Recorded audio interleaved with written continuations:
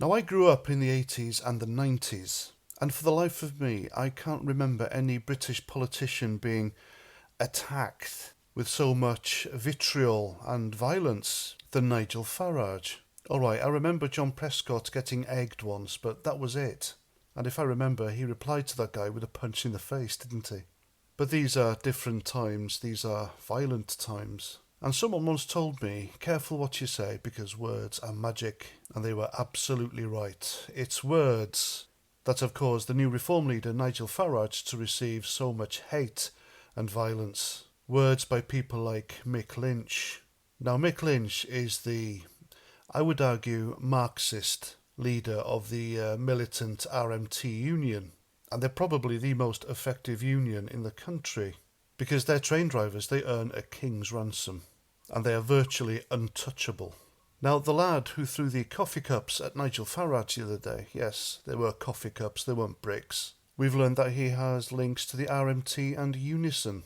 And it's Mick Lynch that whipped up the RMT thugs the other day when he called Nigel Farage a racist. And he's been doing this a few times. He was on the BBC not long ago, well, shock horror, BBC, calling Nigel Farage a dangerous politician, a racist and a charlatan.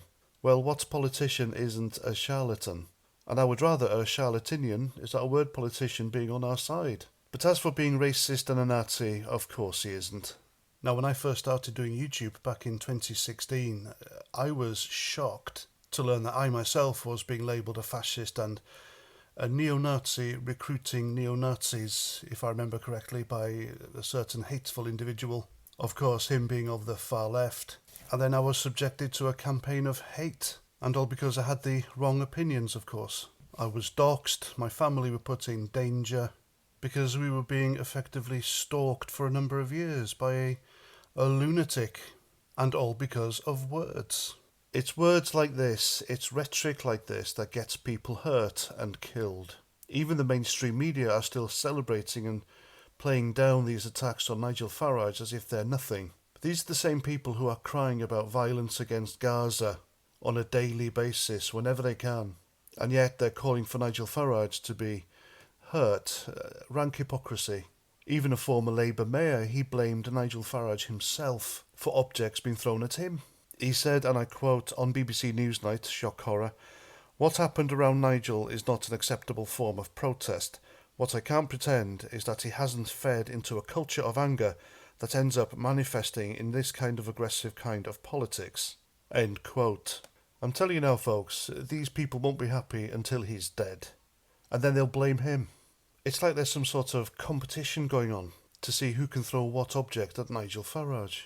And having seen that video of him on that bus in South Yorkshire, the left, of course, are saying the majority of Barnsley are against him. Well, if you look at the video, there's 2 or 3 people with placards. But the majority of the people on that video, they cheer him on.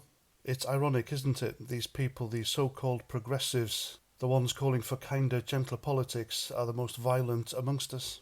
And there we go. I'm Paz49. Thanks for listening. And until the next time, Roger Trout.